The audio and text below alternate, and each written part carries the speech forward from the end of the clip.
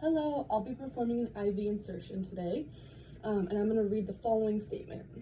As a responsible and ethical learner, I will uphold personal integrity by not engaging in any form of cheating, unauthorized collaboration, fabrication, falsification, or any other act that compromises the integrity of the skills testing recorded.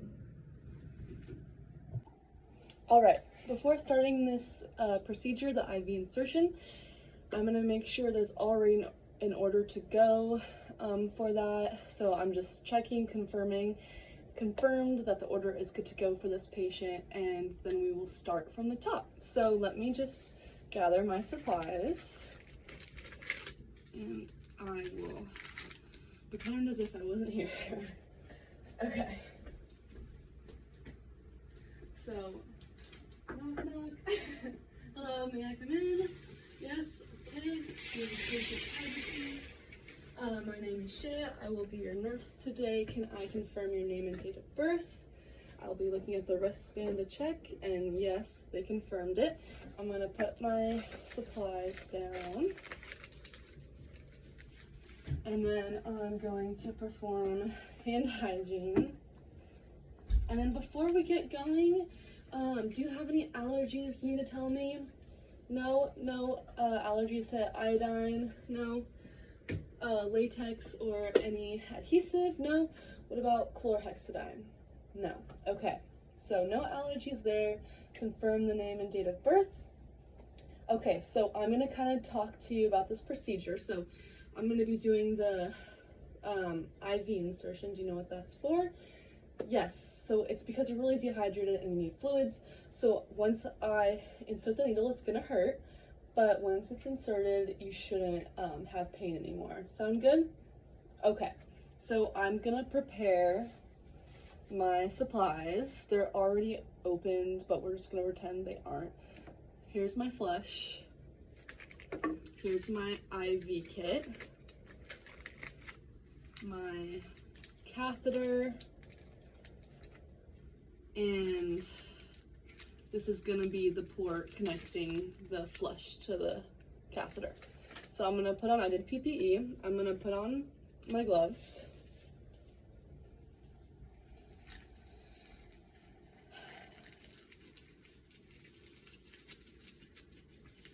Ooh. Kind of big, but that's okay.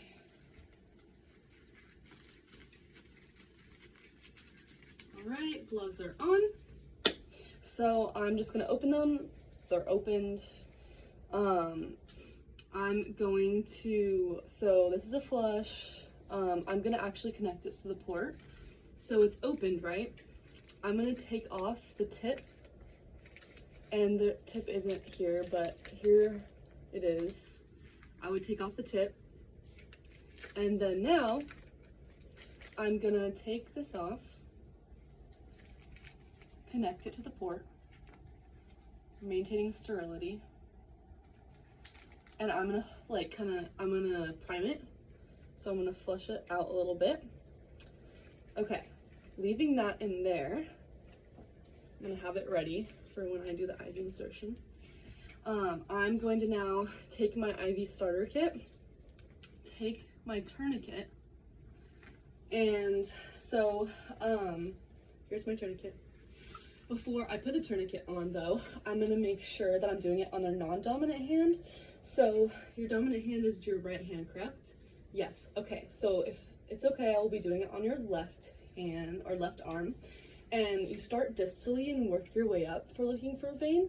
I do see one right here though that I like, so I'm gonna, it's not on the hand, it's kind of like on the wrist area, and it's like, I'm gonna make sure it's convenient for them, and it is.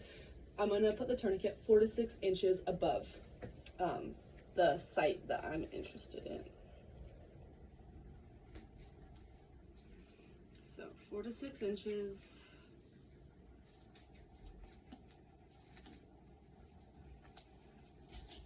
All right, tourniquet is placed, and then I'm just gonna feel for it. So just feeling for the vein. It's a little bouncy. It's kind of bouncing back. So felt for it. It's good, I've identified it. So I'm gonna take it off, the tourniquet off, And then I'm gonna grab my alcohol swab or whatever I'm gonna use to clean it. In this case, it is, you technically crack it by squeezing it, but I've already used it, so it's kind of used up. But anyways, gonna go back and forth for 30 seconds, the site that I'm gonna inject it. So 30 seconds is up. I'm gonna throw this away, but not really. Okay, and then, so while that's waiting to dry, I'm gonna prepare my tape that I'm gonna put on the IV. So, I'm gonna do two, one on the IV, one on the port, and then typically you have this other clear tape that you'll put on like the whole thing, so you can see the site, but I don't have that. We're just gonna pretend it's on there when, you know, it happens. So I have my tape, it's dry. So now I'm gonna go ahead, tourniquet again, just walking my patient through it too, just telling them what I'm doing as I go. So that is placed. I'm gonna feel for the vein. So I've identified it. So I have my catheter. Ooh, it's been used already. So, technically, you know, there wouldn't be blood in here. Okay, so I'm gonna be doing it like this. So, feeling for the vein, I'm going to do it at a 30-degree angle. Once I feel for it, I'm gonna put my thumb here and then using my thumb to kind of guide me. So, 30-degree angle. Oops.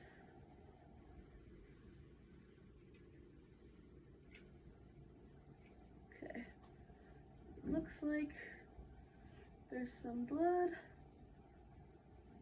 return. I'm just looking for that blood return. And it's kind of hard to see because of my needle, you know.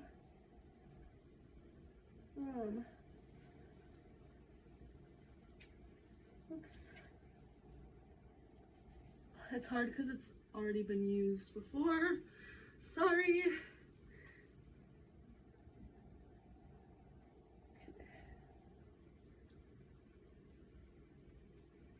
And there should be some blood return. There it is. I would put this in my sharps, holding this here. I'm gonna take my flush with the port. I'm really trying to squeeze off the blood, connecting it. It's connected. So I'm gonna check for blood return. So for the sake of the video, I'm just gonna put my hand off so you can see it. There's the blood return. I'm gonna push my the rest of the flush down. And I'm taking my tourniquet off too. Tourniquet is off, flush is in. All right, so I'm gonna form this as a J, getting my tape, putting it over, oopsie, over the port, kind of, sort of, if it'll let me, there we go. So that is there. I'm gonna grab this, put this right here, port, and then my IV, and then I would place a whole tape over this. So that is good to go. Are you feeling any pain? No? I'm gonna be constantly checking to see if there's any phlebitis, inflammation around the injection site. I'm gonna clean up. So cleaning up, was in the sharps container, but I have to read it. And then taking off my gloves, making sure the patient is comfortable. I'm gonna lower the bed to the lowest position. It already is in this case. And then I'm going to document after I'm done cleaning up everything, making sure the colite's there. And yeah, this is what it looks like.